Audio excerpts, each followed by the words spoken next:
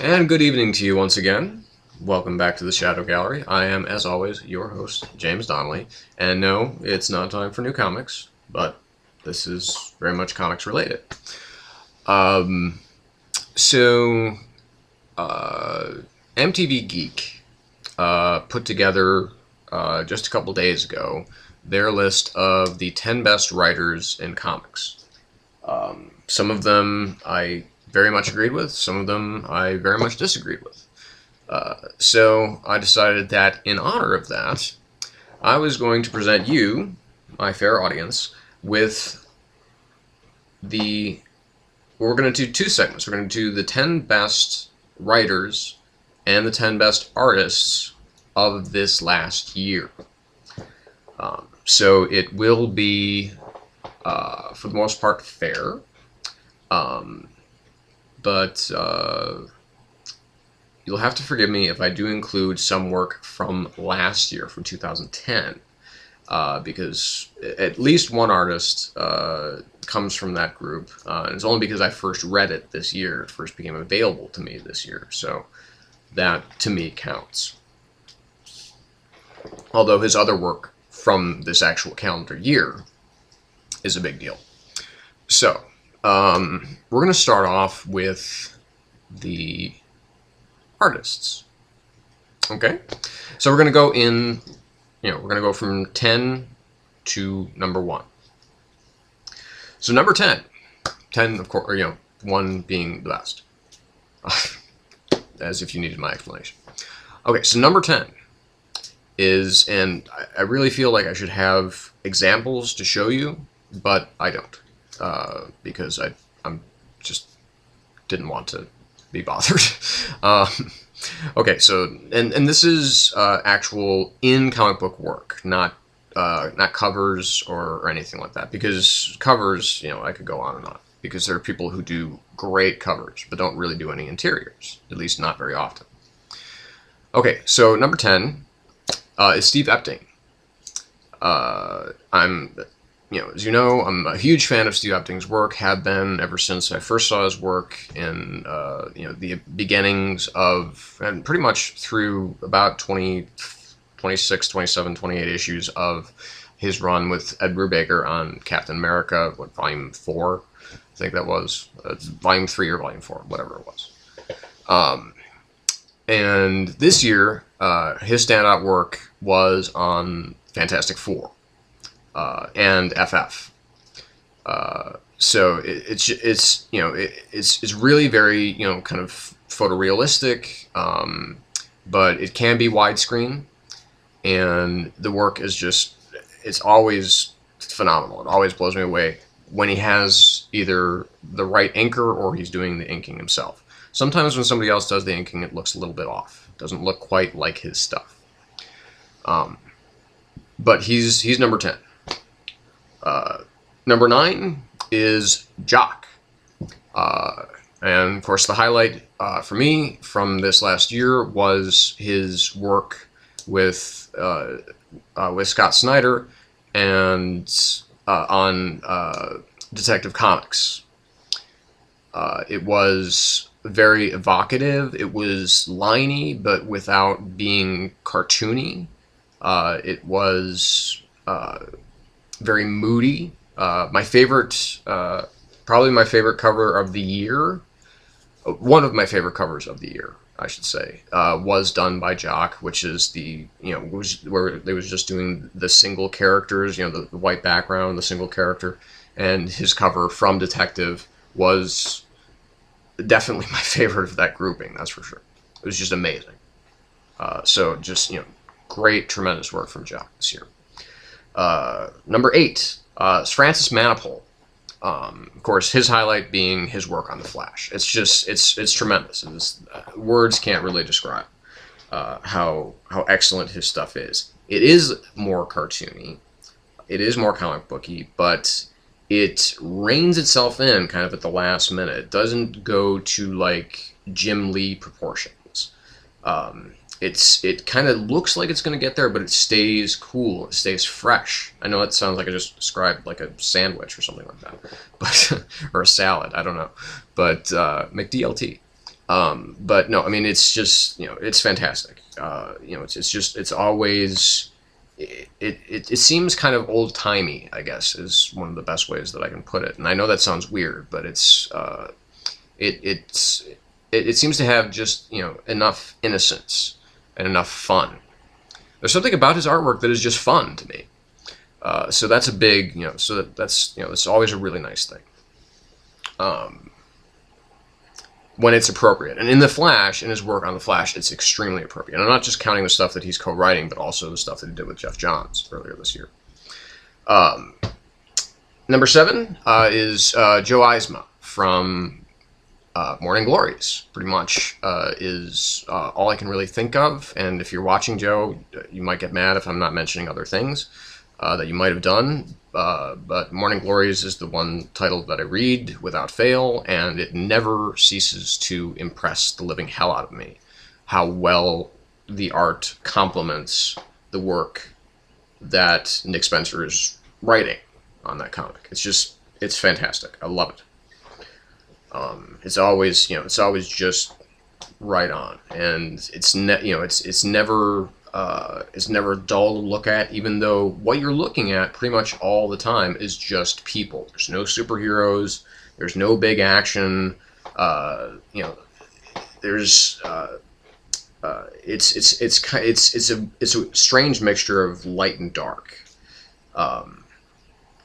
Because the material itself can be very dark, and the art complements that. It's a very simpatico partnership between him and Spencer. So that's another one. Number 6, and it's kind of a tie for number 5 because these were both very high on my list. And so I'll just give them to you both. Francesco Francavilla, whose highlight again was apart from the covers that he does for this or that, for Kiss Meets Art, for Archie Meets Kiss, and the Pulp Sunday stuff that he does, which I always adore. I have a great Shadow one that he did a while ago. I don't know exactly how long ago, but it's on my phone. That's how much I love it. And of course, his work on Detective Comics again during what is now known as it's the Black Mirror arc of Detective Comics with Jock and Scott Snyder. His work it harkens back to me of David Mazzucchelli's art. It's very realistic, but it's very cartoony at the same time, and it's very the art itself is very dependent upon the use of it's kind of a very heavy line, and his figures are very stylized, but they're very strong, and it looks people look kind of generally kind of slender. But it works. It's just fantastic. It's just the way that he does it just works amazingly well, and I love all of his stuff. Love it. I think it's great. And then we have Chris Samnee, whose work on and this again I'm harkening back to 2010, but his work. One of his big highlights was this book right here. This is the only one that I actually have around me. Is Serenity, Shepherd's Tale, in which he was the artist on this. And one of my favorite books of last year, favorite kind of one-shots, if you will. And of course his work on Captain America and Bucky. And I just learned today that he's going to be doing an arc on Ultimate Spider-Man. Or Ultimate Comics Spider-Man, I should say. And that to me is great news because I love Chris Samnee. I think he's great. His art style is it's very it's very I'm trying to find the right words. It's like he doesn't require a lot of lines. He just uses the figures. He can give them real emotion. He can give but without over exaggerating a look or a feel. So again, that's kind of a tie for number 5, both Chris and Francesco. Number 4 is J.H. Williams III. And of course, his highlight is Batwoman. No one else illustrates anything like J.H. Williams. He's one of the very, very best. His stuff on Batwoman has blown me away since day one. It's just fantastic. Even the stuff that he did on the Black Glove, which I wasn't a huge fan of as far as the writing was concerned, but the art was just eye-poppingly good. It's, it mixes, this kind of cartoon and this reality, and then, but the way that he actually frames individual frames is so unique, and it's so almost volatile that it's, it directs your eye exactly where it needs to go. Whether it's a purely linear progression or whether it may go in a circle or whatever. It's just nobody frames the actual frames of the comics page like J.H. Williams. Number 3 is Mike Deodato Jr. His highlight for me was his work on New Avengers. And also some of his work on Secret Avengers, of course. This was just, he's a master of shadows. He really does know how to make things look foreboding and creepy and scary and just, but also really dynamic. When once the color comes alive, once the color really starts to pop, then every motion is fluid. Again, it's a little bit more along the lines of being kind of more traditional comic booky, but it just, again, it takes that step back. It doesn't go quite to the edge of like what the superstar artists, quote unquote, use. And that to me is kind of, Deodato's signature work, is his work with shadow and his work with not being too liney and being, just like I said, not always notching it up so that it's super, it's almost like scary how many lines are there. Because that can be a problem for me, anyway.